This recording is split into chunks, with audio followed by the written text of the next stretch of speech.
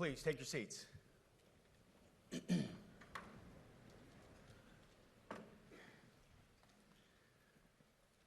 Well, Mr. Chairman, the Joint Chiefs, generals, admirals, commanders, officers, senior enlisted, NCOs, enlisted, and every member of our American military, good morning. Good morning and welcome to the War Department, because the era of the Department of Defense is over. You see, the motto of my first platoon was, "Those who long for peace must prepare for war."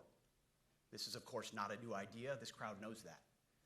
The origin dates to the 4th century Rome and has been repeated ever since, including by our first commander-in-chief, George Washington, the first leader of the War Department. It captures a simple yet profound truth. To ensure peace, we must prepare for war. From this moment forward, the only mission of the newly restored Department of War is this: warfighting, preparing for war and preparing to win, unrelenting and uncompromising in that pursuit. Not because we want war, no one here wants war, but it's because we love peace. We love peace for our fellow citizens. They deserve peace, and they rightfully expect us to deliver it. Our number one job, of course, is to be strong so that we can prevent war in the first place. The president talks about it all the time. It's called peace through strength. And as history teaches us, the only people who actually deserve peace are those who are willing to wage war to defend it. That's why pacifism is so naive and dangerous. It ignores human nature and it ignores human history. Either you protect your people and your sovereignty, or you will be subservient to something or someone. It's a truth as old as time. And since waging war is so costly in blood and treasure, we owe our republic a military that will win any war we choose, or any war that is thrust upon us. Should our enemies choose foolishly to challenge us, they will be crushed by the violence, precision, and ferocity of the War Department. In other words, to our enemies, F-A-F-O. If necessary, our troops can translate that for you. Another way to put it is peace through strength, brought to you by the warrior ethos. And we are restoring both. As President Trump has said, and he's right, we have the strongest, most powerful, most lethal, and most prepared military on the planet. That is true, full stop. Nobody can touch us. It's not even close. This is true largely because of the historic investments that he made in his first term, and we will continue in this term. But it's also true because of the leaders in this room and the incredible troops that you all lead. But the world, and as the chairman mentioned, our enemies get a vote. You feel it, I feel it. This is a moment of urgency, mounting urgency. Enemies gather, threats grow. There is no time for games. We must be prepared. If we're going to prevent and avoid war, we must prepare now. We are the strength part of peace through strength. And either we're ready to win or we are not. You see, this urgent moment, of course, requires more troops, more munitions, more drones, more Patriots, more submarines, more B-21 bombers. It requires more innovation, more AI in everything and ahead of the curve. More cyber effects, more counter-UAS, more space, more speed. America is the strongest, but we need to get stronger and quickly. The time is now, and the cause is urgent. The moment requires restoring and refocusing our defense industrial base, our shipbuilding industry, and onshoring all critical components. It requires, as President Trump has done, getting our allies and partners to step up and share the burden. America cannot do everything. The free world requires allies with real hard power, real military leadership, and real military capabilities. The War Department is tackling and prioritizing all of these things. And I'll be giving a speech next month that'll showcase the speed, innovation, and generational acquisition reforms we are undertaking urgently. Likewise, the nature of the threats we face in our hemisphere and in deterring China is another speech for another day, coming soon. This speech today, as I drink my coffee, this speech today is about people, and it's about culture. The topic today is about the nature of ourselves. Because no plan, no program, no reform, no formation will ultimately succeed unless we have the right people and the right culture at the War Department. If I've learned one core lesson in my 8 months in this job, it's that personnel is policy. Personnel is policy. The best way to take care of troops is to give them good leaders committed to the warfighting culture of the department. Not perfect leaders, good leaders. Competent, qualified, professional, agile, aggressive, innovative, risk-taking, apolitical, faithful to their oath and to the Constitution. Eugene Sledge, in his World War II memoir, wrote, quote, "War is brutish, inglorious, and a terrible waste. Combat leaves an indelible mark on those who are forced to endure it. The only redeeming factors are my comrades' incredible bravery and their devotion to each other. In combat, there are thousands of variables, as I learned in Iraq and Afghanistan, and as so many of you did in so many more places. Leaders can only control about 3 of them. You control how well you're trained, mostly how well you're equipped, and the last variable is how well you lead. After that, you're on your own. Our warfighters are entitled to be led by the best and most capable leaders. That is who we need you all to be. Even then, in combat, even if you do everything right, you may still lose people because the enemy always gets a vote. We have a sacred duty to ensure that our warriors are led by the most capable and qualified combat leaders. This is one thing you and I can control, and we owe it to the force to deliver it. For too long, we have simply not done that. The military has been forced by foolish and reckless politicians to focus on the wrong things. In many ways, this speech is about fixing decades of decay. Some of it obvious, some of it hidden. Or as the chairman has put it, we are clearing out the debris, removing the distractions, clearing the way for leaders to be leaders. You might say we're ending the war on warriors. I heard someone wrote a book about that. For too long, we've promoted too many uniformed leaders for the wrong reasons, based on their race, based on gender quotas, based on historic so-called firsts. We've pretended that combat arms and non-combat arms are the same thing. We've weeded out so-called toxic leaders under the guise of double-blind psychology assessments, promoting risk-averse, go-along-to-get-along conformists instead. You name it, the department did it. Foolish and reckless political leaders set the wrong compass heading, and we lost our way. We became the woke department, but not anymore. Right now, I'm looking out at a sea of Americans who made a choice when they were young men and young women to do something most Americans will not, to serve something greater than yourselves, to fight for God and country, for freedom and the Constitution. You made a choice to serve when others did not, and I commend you. You are truly the best of America. But this does not mean, and this goes for all of us, that our path to this auditorium on this day was a straight line, or that the conditions of the formations we lead are where we want them to be. You love your country, and we love this uniform, which is why we must do better. We just have to be honest. We have to say with our mouths what we see with our eyes, to just tell it like it is in plain English, to point out the obvious things right in front of us. That's what leaders must do. We cannot go another day without directly addressing the plank in our own eye, without addressing the problems in our own commands and in our own formations. This administration has done a great deal from day one to remove the social justice, politically correct, and toxic ideological garbage that had infected our department, to rip out the politics.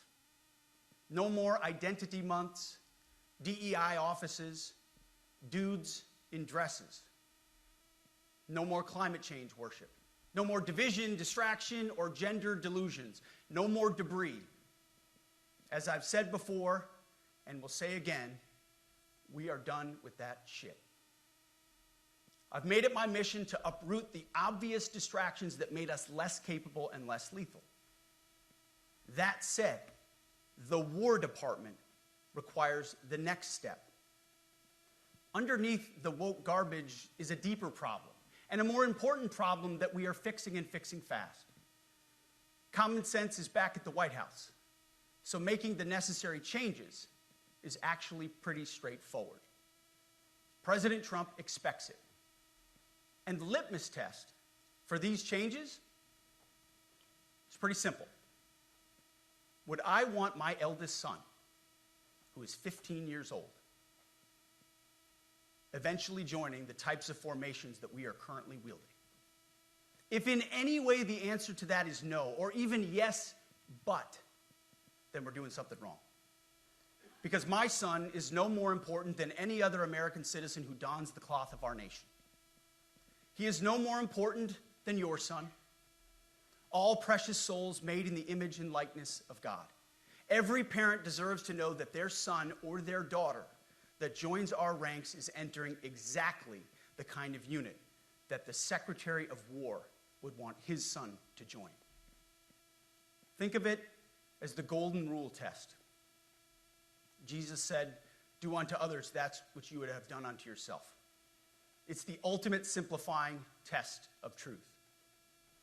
The new War Department golden rule is this: do unto your unit as you would have done unto your own child's unit. Would you want him serving with fat or unfit or undertrained troops? Or alongside people who can't meet basic standards? Or in a unit where standards were lowered so certain types of troops could make it in? In a unit where leaders were promoted for reasons other than merit, performance, and warfighting? The answer is not just no, it's hell no. This means at the War Department, first and foremost, we must restore a ruthless, dispassionate, and common sense application of standards. I don't want my son serving alongside troops who are out of shape, or in combat unit with females who can't meet the same combat arms physical standards as men, or troops who are not fully proficient on their assigned weapons, platform, or task, or under a leader who was the first but not the best. Standards must be uniform, gender neutral, and high. If not, they're not standards. They're just suggestions. Suggestions that get our sons and daughters killed. When it comes to combat arms units, and there are many different stripes across our joint force, the era of politically correct, overly sensitive, don't hurt anyone's feelings leadership ends right now. At every level, either you can meet the standard, either you can do the job, either you are disciplined, fit, and trained, or you are out. And that's why today, at my direction, and this is the first of 10 Department of War directives that are arriving at your commands as we speak and in your inbox. Today, at my direction, each service will ensure that every requirement for every combat MOS, for every designated combat arms position, returns to the highest male standard only. Because this job is life or death. standards must be met. And not just met, at every level we should seek to exceed the standard, to push the envelope, to compete. It's common sense and core to who we are and what we do. It should be in our DNA. Today at my direction, we are also adding a combat field test for combat arms units that must be executable in any environment at any time and with combat equipment. These tests, they'll look familiar. They'll resemble the Army Expert Physical Fitness Assessment or the Marine Corps Combat Fitness Test. I'm also directing that warfighters in combat jobs execute their service fitness test at a gender-neutral, age-normed male standard scored above 70%. It all starts with physical fitness and appearance. If the Secretary of War can do regular, hard PT, so can every member of our joint force. Frankly, it's tiring to look out at combat formations, or really any formation, and see fat troops. Likewise, it's completely unacceptable to see fat generals and admirals in the halls of the Pentagon and leading commands around the country and the world. It's a bad look. It is bad, and it's not who we are. So whether you're an airborne ranger or a chairborne ranger, a brand new private or a 4-star general, you need to meet the height and weight standards and pass your PT test. And as the chairman said, yes, there is no PT test. But today, at my direction, every member of the joint force at every rank is required to take a PT test twice a year, as well as meet height and weight requirements twice a year, every year of service. Also today, at my direction, every warrior across our joint force is required to do PT every duty day. It should be common sense. I mean, most units do that already, but we're codifying it. And we're not talking like hot yoga and stretching. Real hard PT, either as a unit or as an individual. At every level, from the Joint Chiefs to everyone in this room to the youngest private, leaders set the standard. And so many of you do this already. Active, Guard, and Reserve. This also means grooming standards. No more beards, long hair, superficial individual expression. We're going to cut our hair, shave our beards, and adhere to standards. Because it's like the broken windows theory of policing. It's like when you let the small stuff go, the big stuff eventually goes. So you have to address the small stuff. This is on duty, in the field, and in the rear. If you want a beard, you can join Special Forces. If not, then shave. We don't have a military full of Nordic pagans. But unfortunately, we have had leaders who either refused to call BS and enforce standards, or leaders who felt like they were not allowed to enforce standards. Both are unacceptable. And that's why today at my direction, the era of unprofessional appearance is over. No more beardos. The era of rampant and ridiculous shaving profiles is done. Simply put, if you do not meet the male-level physical standards for combat positions, cannot pass a PT test, or don't want to shave and look professional, it's time for a new position or a new profession. I sincerely appreciate the proactive efforts the secretaries have already taken in some of those areas, service secretaries. And these directives are intended to simply accelerate those efforts.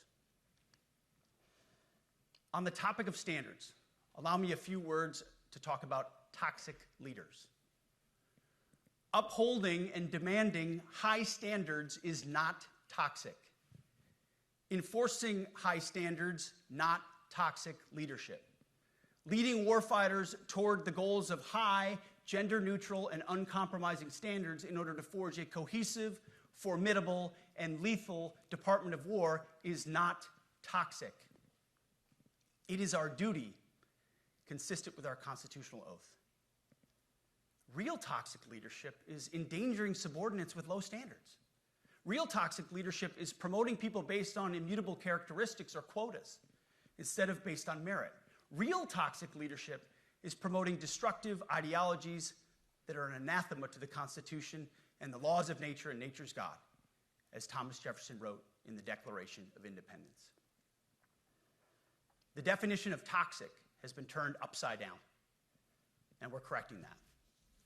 That's why today at my direction, we're undertaking a full review of the department's definitions of so-called toxic leadership, bullying, and hazing, to empower leaders to enforce standards without fear of retribution or second guessing.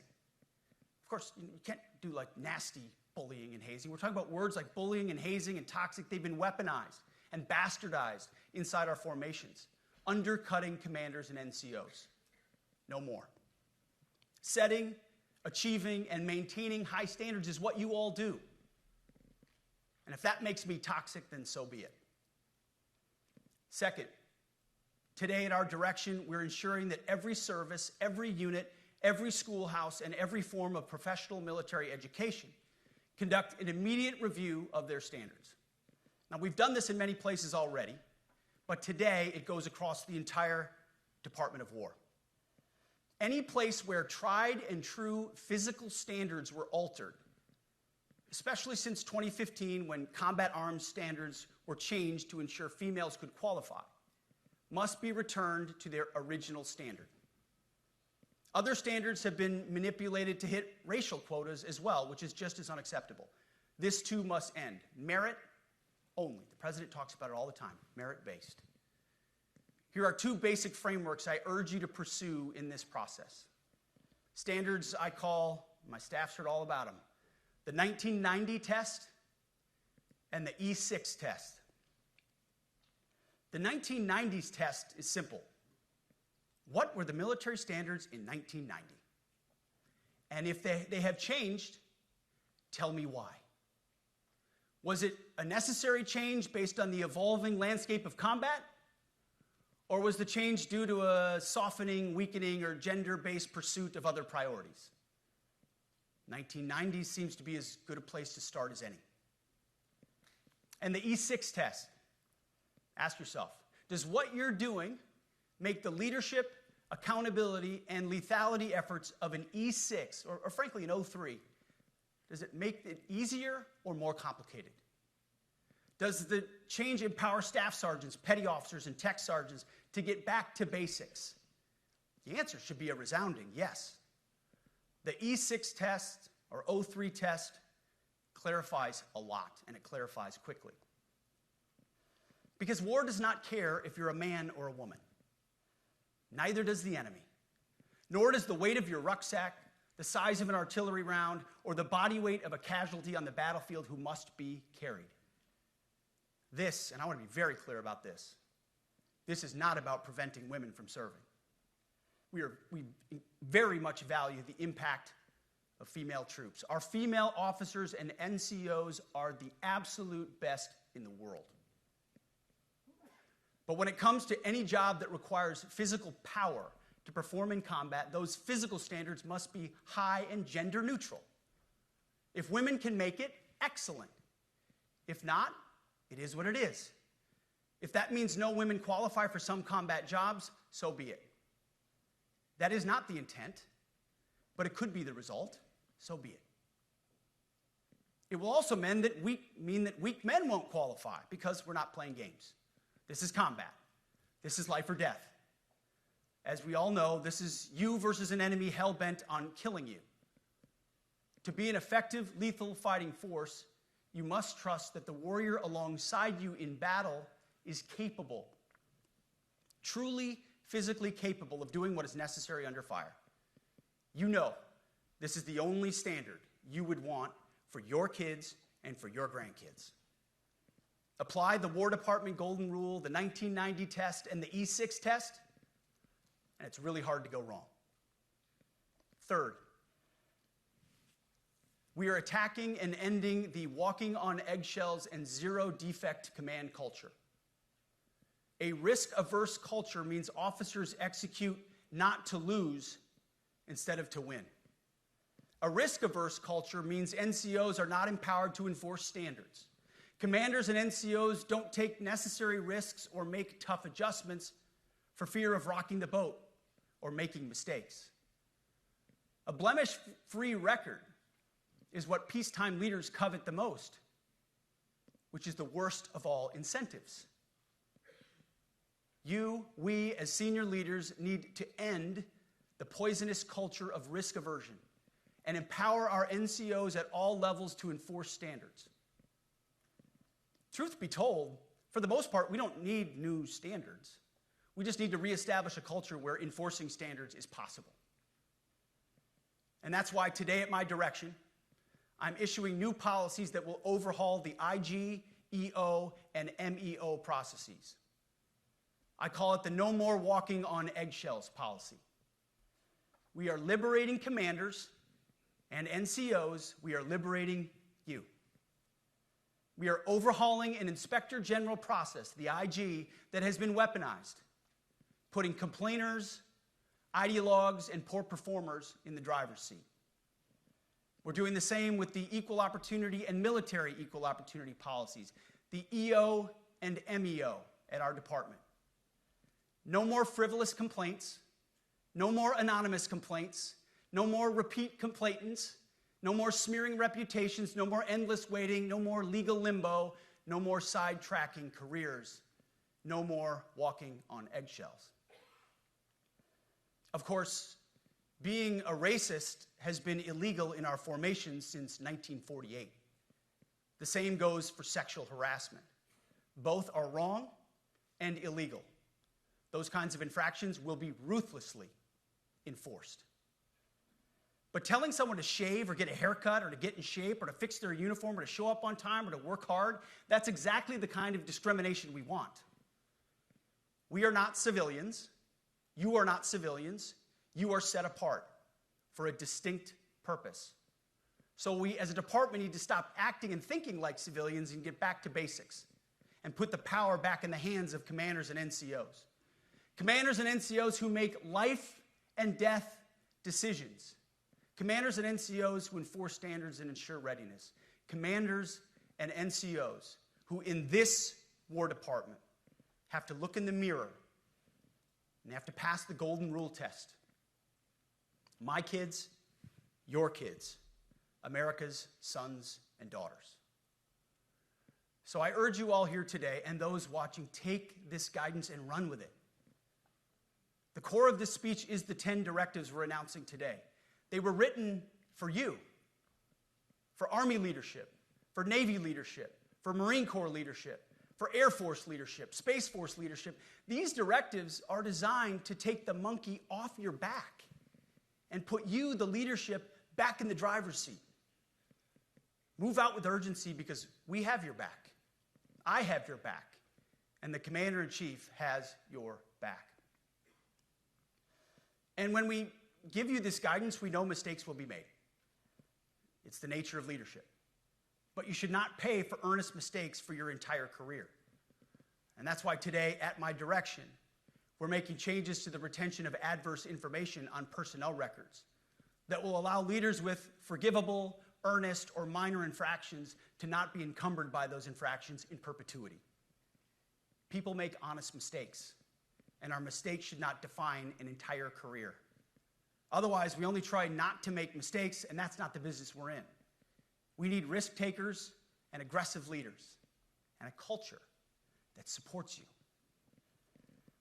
Fourth, at the War Department, promotions across the Joint Force will be based on one thing: merit. Colorblind, gender-neutral, merit-based. The entire promotion process, including evaluations of warfighting capabilities, is being thoroughly re-examined. We've already done a lot in this area, but more changes are coming soon. We'll promote top-performing officers and NCOs faster and get rid of poor performers more quickly. Evaluations, education, and field exercises will become real evaluations, not box checks, for every one of us at every level. These same reforms happened before World War II as well. General George Marshall and Secretary of War Henry Stimson did the same thing. And we won a world war because of it. As it happens, when he started the job, Chairman Kane gave me a frame and a photo to hang in my office. A matching frame and photo hangs in his.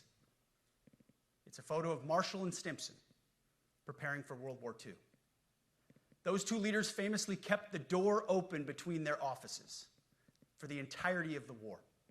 They worked together, civilian and uniform, every single day. Chairman Kane and I do the same. There is no daylight between us. Our doors are always open. Our job together is to ensure our military is led by the very best, ready to answer the nation's call. Fifth, as you have seen, and the media has obsessed over, I have fired a number of senior officers since taking over. The previous chairman, other members of the Joint Chiefs, combatant commanders, and other commanders. The rationale for me has been straightforward. It's nearly impossible to change a culture with the same people who helped create or even benefited from that culture, even if that culture was created by a previous president and previous secretary. My approach has been simple. When in doubt, assess the situation, follow your gut, and if it's the best for the military, make a change. We all serve at the pleasure of the president every single day. But in many ways, it's not their fault. It's not your fault. As foolish and reckless as the woke department was, those officers were following elected political leadership. An entire generation of generals and admirals were told that they must parrot the insane fallacy that, quote, our diversity is our strength. Of course, we know our unity is our strength. They had to put out dizzying DEI and LGBTQI+ statements. They were told females and males are the same thing, or that males who think they're females is totally normal. They were told that we need a green fleet and electric tanks. They were told to kick out Americans who refused an emergency vaccine. They followed civilian policies set by foolish and reckless political leaders. Our job, my job, has been to determine which leaders simply did what they must to answer the prerogatives of civilian leadership, and which leaders are truly invested in the woke department, and therefore incapable of embracing the War Department and executing new lawful orders. That's it. It's that simple. So for the past 8 months, we've gotten a good look under the hood of our officer corps. We've done our best to thoroughly assess the human terrain. We've had to make trade-offs and some difficult decisions. It's more of an art than a science. We have been and will continue to be judicious, but also expeditious. The new compass heading is clear. Out with the Shirellis, the Mackenzies, and the Millies, and in with the Stockdales, the Schwarzkopfs, and the Pattons. More leadership changes will be made, of that I'm certain. Not because we want to, but because we must. Once again, this is life and death. The sooner we have the right people, the sooner we can advance the right policies. Personnel is policy.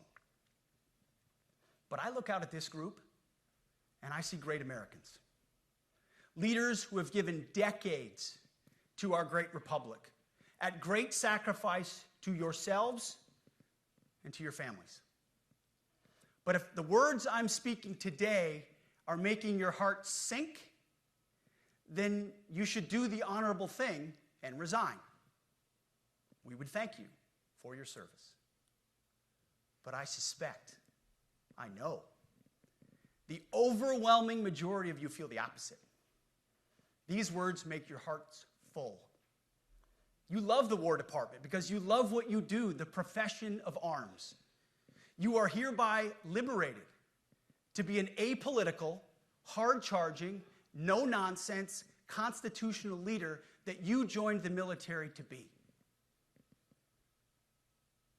We need you locked in on the M, not the D, the E, or the I, not the DEI or the DIE of dime. By that I mean the M, military, of the instruments of national power. We have entire departments across the government dedicated to diplomatic, informational, and economic lines of effort. We do the M. Nobody else does. And our GOFOs need to master it in every domain and every scenario. No more distractions, no more political ideologies, no more debris. Now, of course, we're going to disagree at times. We would not be Americans if we didn't. Being a leader in a large organization like ours means having frank conversations and differences of opinion. You will win some arguments, and you will lose some arguments. But when civilian leaders issue lawful orders, we execute. We are professionals in the profession of arms. Our entire constitutional system is predicated upon this understanding. Now, it seems like a small thing, but it's not. This includes as well the behavior of our troops online. To that end, I want to thank and recognize the services for their new proactive social media policies. Use them. Anonymous, online, or keyboard complaining is not worthy of a warrior. It's cowardice masquerading as conscience. Anonymous, unit-level social media pages that trash commanders, demoralize troops, and undermine unit cohesion must not be tolerated.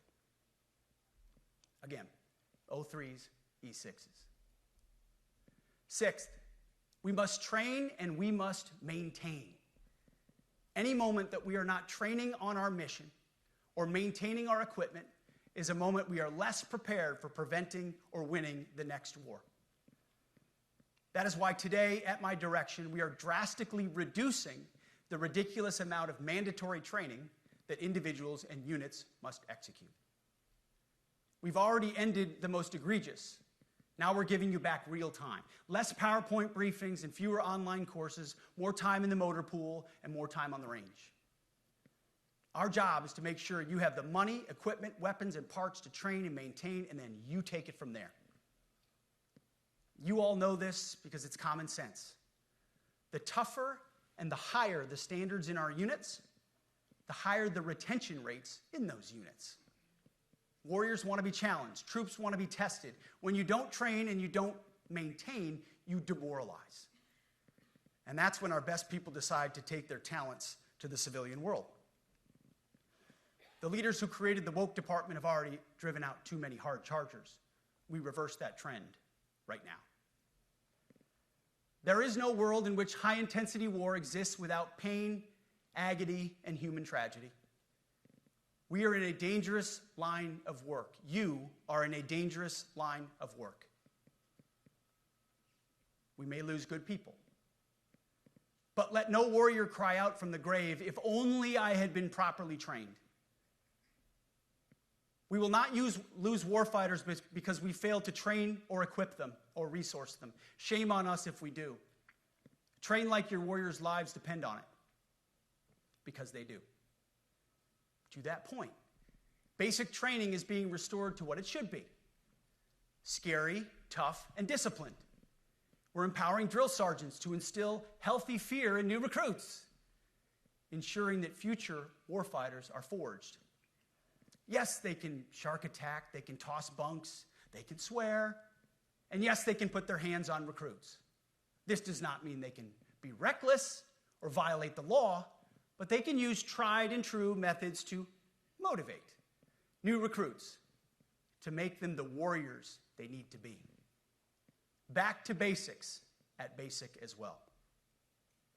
Of course, and you know this, basic training is not where mission readiness should end. The nature of the evolving threat environment demands that everyone, in every job, must be ready to join the fight if needed. A core credo of the Marine Corps is every Marine a rifleman. It means that everyone, regardless of MOS, is proficient enough to engage an enemy threat at sea, in the air, or in a so-called rear area.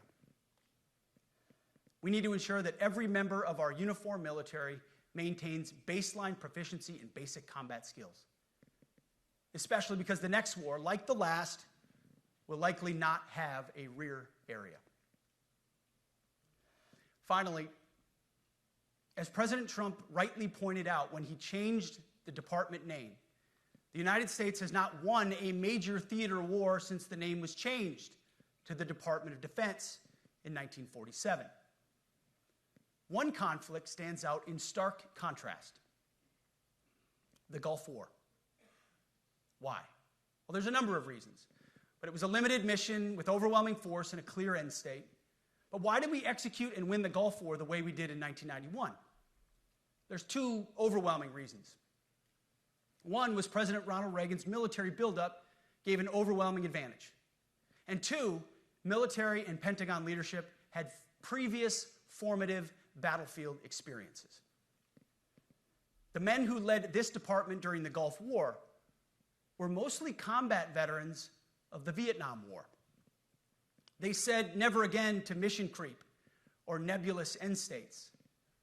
The same holds true today. Our civilian and military leadership is chock full of veterans from Iraq and Afghanistan who say never again to nation building and nebulous end states. This clear-eyed view, all the way in the White House, combined with President Trump's military buildup, postures us for future victories if, and we will, and when we embrace the War Department. And we must. We are preparing every day. We have to be prepared for war, not for defense. We're training warriors, not defenders. We fight wars to win, not to defend. Defense is something you do all the time. It's inherently reactionary and can lead to overuse, overreach, and mission creep. War is something you do sparingly, on our own terms, and with clear aims. We fight to win. We unleash overwhelming and punishing violence on the enemy. We also don't fight with stupid rules of engagement. We untie the hands of our warfighters to intimidate, demoralize, hunt, and kill the enemies of our country. No more politically correct and overbearing rules of engagement.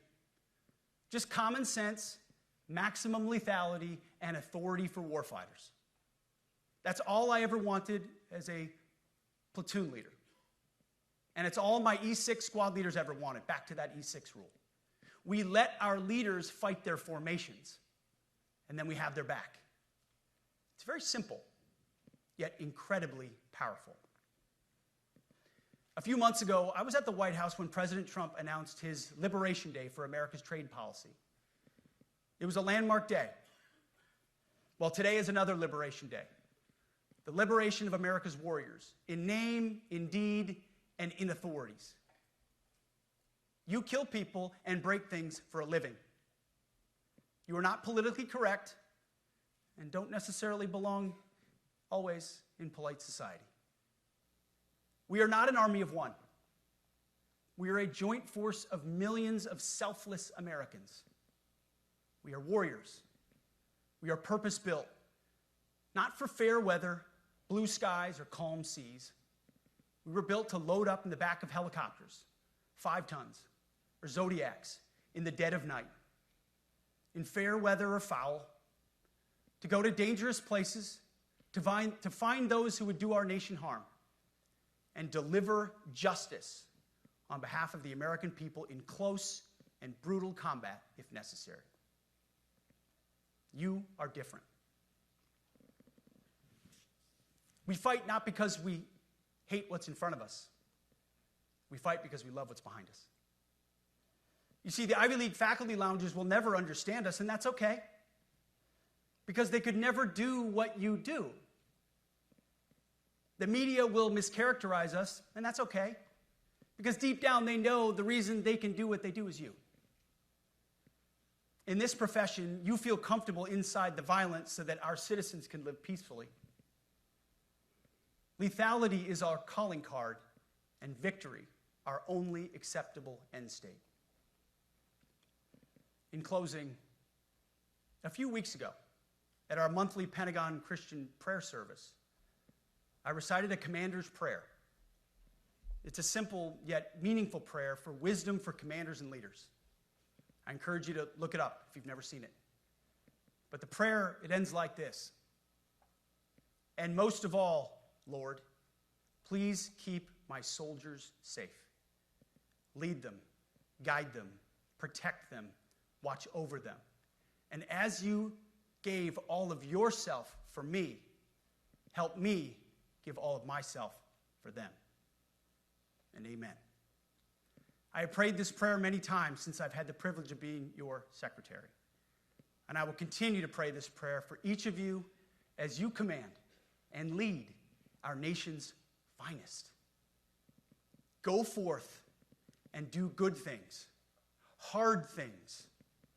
President Trump has your back, and so do I. And you'll hear from him shortly. Move out and draw fire. because we are the War Department. Godspeed.